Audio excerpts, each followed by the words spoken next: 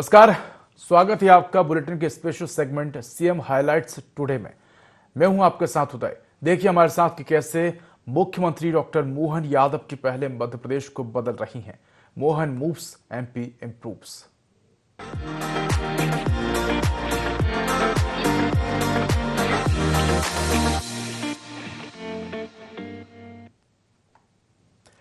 पूर्व प्रधानमंत्री अटल बिहारी वाजपेयी की जयंती के मौके पर केंद्रीय गृह मंत्री अमित शाह मध्य प्रदेश के दौरे पर हैं।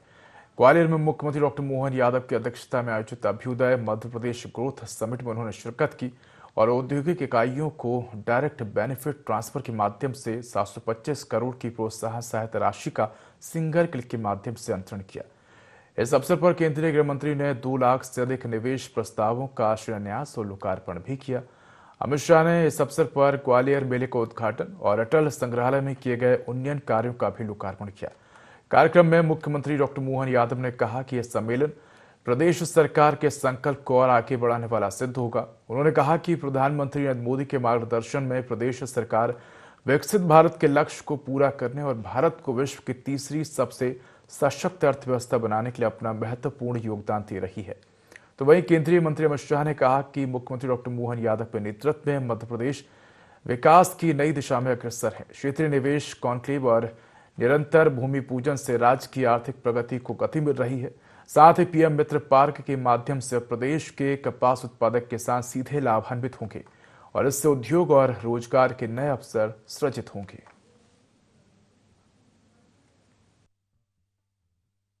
अभ्युदय मध्य प्रदेश ग्रोथ समिट के माननीय मुख्य अतिथि और हमारे सबके आदरणीय यशस्वी गृह मंत्री श्रीमान अमित शाह जी का जोरदार अभिनंदन करें। हमारे बीच आज वो बहुत सारी सौगात लेके आए हैं। हमारे लिए सौभाग्य की बात है, स्वर्गीय राजमाता सिंधिया जी की ये नगरी, भारत रत्न अटल बिहारी वाजपेयी जी की जन्मस्थली और उनका जन्म शताब्दी वर्ष, सच में अटल जी के बारे में, उनके खास करके राष्ट्रनीति के शिखर पुरुष, राजनीति के अजात शत्रु, भारत रत्न स्वर्गीय अटल बिहारी वाजपेयी जी की 101वीं जयंती पर मैं कोटि से नमन करता हूं, श्रद्धापूर्वक स्मरण करता हूं। अभी 2 दिन पहले ही माननीय गृह मंत्री जी हमारे आदिवासी अंचल में हमने 2 नए मेडिकल कॉलेज धार और बैतूल में देकर के ये जो उद्योग रोजगार वर्ष के अलावा विकास का जो पहिया लगातार चला रहे हैं, एक के बाद एक लगातार सौगात पे सौगात मिल रही है। मुझे इस बात की प्रसन्नता है, मध्य प्रदेश की 8.5 करोड़ जनता के लिए आपके माध्यम से जीआईएस के आधार पर भोपाल में जब हमने उद्योग रोजगार और उसके अवसर पर यह संकल्प लिया था कि हमारे राज्य के अंदर सभी क्षेत्रों में रोजगार के अवसर उपलब्ध कराएंगे, जिससे महिला, युवा, गरीब, किसान सभी वर्गों का कल्याण करने के लिए माननीय प्रधानमंत्री श्रीमान नरेंद्र मोदी जी ने जो 4 श्रेणियां दी है, जोरदार अभिनंदन श्रीमान नरेंद्र मोदी जी का करें, हमारे अपने यशस्वी प्रधानमंत्री का। मैं मोहन यादव जी को एक प्रकार से बधाई देना चाहता हूं, क्योंकि ये स्ट्रक्चर्ड इंडस्ट्रियल कॉन्क्लेव्स का शुरुआत नरेंद्र मोदी जी ने गुजरात से किया। बहुत अच्छा प्रयास था, सफल भी हुआ, मगर मोहन यादव जी ने एक नई शुरुआत की है कि राज्य के संतुलित विकास के लिए क्षेत्रीय निवेश कॉन्क्लेव की शुरुआत की। ये मध्य प्रदेश के अंदर सभी क्षेत्रों में जो कॉन्क्लेव करने का और निवेश के भूमि पूजन के कार्यक्रम करने का इन्होंने शुरुआत किया है, वो सभी राज्यों में आने वाले दिनों में राज्य के संतुलित विकास के लिए बहुत फायदा करने वाले हैं। मोहन जी ने सोच समझकर ही किया होगा, मगर मैं इनको बहुत बधाई देना चाहता हूं कि आपकी क्षेत्रीय इन्वेस्टमेंट समिति ने मध्य प्रदेश के चहुमुखी विकास का बहुत बड़ा नींव डालने का काम किया। ग्वालियर में अभ्युदय मध्य प्रदेश समिट के शुभारंभ में केंद्रीय गृह मंत्री अमित शाह ने मुख्यमंत्री डॉक्टर मोहन यादव की जमकर तारीफ की। अमित शाह ने कहा कि मैं मोहन यादव जी को बधाई देना चाहता हूं क्योंकि ये स्ट्रक्चर इंडस्ट्रियल कॉन्क्लेव का शुभारंभ नरेंद्र मोदी जी ने गुजरात से किया था। डॉक्टर मोहन यादव जी ने एक नई शुरुआत की है। राज्य के विकास के लिए क्षेत्रीय कॉन्क्लेव करके निवेश की शुरुआत की है। मुख्यमंत्री डॉक्टर मोहन यादव के नेतृत्व में मध्य प्रदेश विकास की नई दिशा में अग्रसर है। क्षेत्रीय निवेश कॉन्क्लेव और निरंतर भूमि पूजन से राज्य की आर्थिक प्रगति को गति मिल रही है। साथ ही पीएम मित्र पार्क के माध्यम से अब प्रदेश के कपास उत्पादक किसान सीधे लाभान्वित होंगे और इससे उद्योग और रोजगार के नए अवसर सृजित होंगे।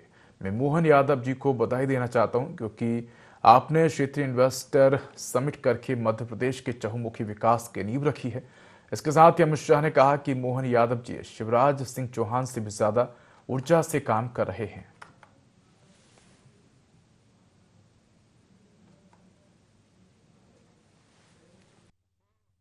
मोहन यादव जी को एक प्रकार से बधाई देना चाहता हूं क्योंकि ये स्ट्रक्चर्ड इंडस्ट्रियल कॉन्क्लेव्स का शुरुआत नरेंद्र मोदी जी ने गुजरात से किया। बहुत अच्छा प्रयास था, सफल भी हुआ, मगर मोहन यादव जी ने एक नई शुरुआत की है कि राज्य के संतुलित विकास के लिए क्षेत्रीय निवेश कॉन्क्लेव की शुरुआत की।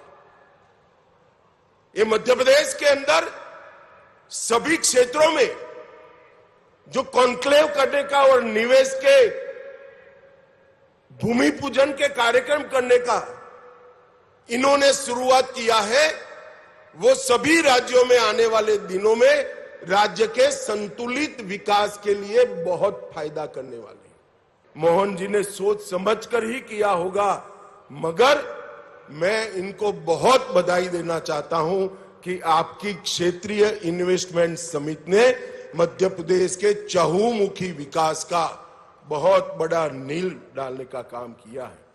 शिवराज जी ने मध्य प्रदेश पर से बीमारू का टैग हटाया, वो भारतीय जनता पार्टी के लंबे समय रहने वाले मुख्यमंत्री बने और अब मोहन यादव जी शिवराज जी से भी ज्यादा ऊर्जा के साथ इसको आगे बढ़ाने का काम कर रहे हैं। इससे निश्चित रूप से मध्य प्रदेश अब विकसित राज्य बने।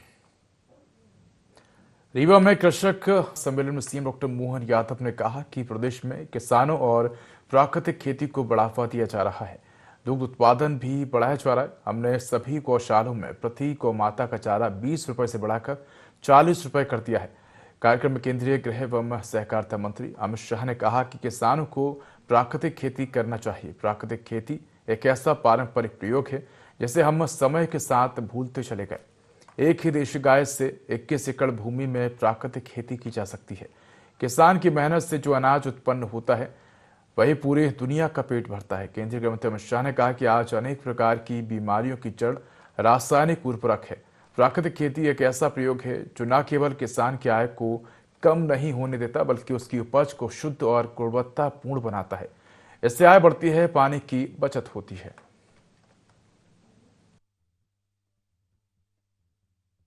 आज जब यहाँ गौशाला का भ्रमण कर रहे हैं और भाई साहब ने कहा कि वो स्वयं 35 साल पहले जैविक खेती का अपना प्रयोग करके सफलतापूर्वक अपना कॉन्फिडेंस भी के साथ इस बड़े प्रोजेक्ट के मन में जैसा हमारा सबका भाव है, जोरदार अभिनंदन करें। सच में आज उनका ये रूप मुझे देखकर आनंद आ गया।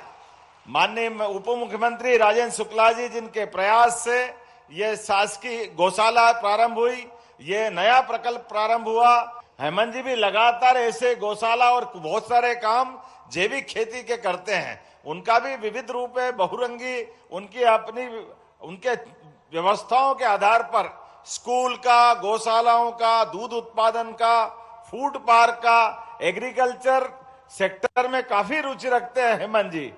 हमारे प्रदेश के अंदर किसानों की आय बढ़ाने के लिए, दूध का उत्पादन बढ़ाने के लिए भी बनासकांठा से नेशनल डेयरी डेवलपमेंट बोर्ड और आप सहकारिता मंत्री भी हैं, इस नाते से किसानों की आय फसल से तो बढ़ना ही चाहिए, लेकिन दूध उत्पादन भी बढ़े और दूध उत्पादन के आधार पर घर घर व्यक्ति के जीवन में सुख समृद्धि आए, खेती की आय भी बढ़े। ऐसे उद्देश्य के लिए हमारी सरकार ने नेशनल डेयरी डेवलपमेंट बोर्ड के माध्यम से एमओयू किया। वो दूध उत्पादन में भी पशु जिनका दूध ज्यादा उत्पादन होता है, हमने नगरीय निकायों में नगर पालिका, नगर निगम, नगर पंचायत प्रत्येक गौशाला को 20 रुपया प्रति गौमाता के बजाय 40 रुपया प्रति गौमाता करने का निर्णय किया है।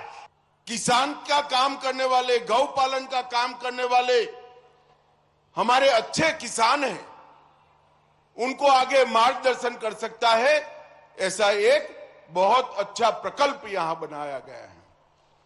यहां गौशाला भी है और गौशाला के साथ साथ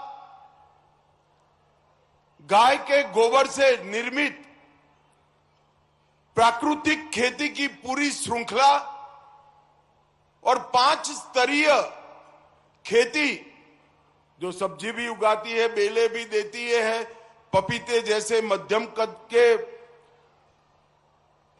फल भी देती है, बीच में चने और छोटे क्रॉप भी होते हैं, दलहन भी होती है और ऊपर फलदार वृक्ष भी होते हैं।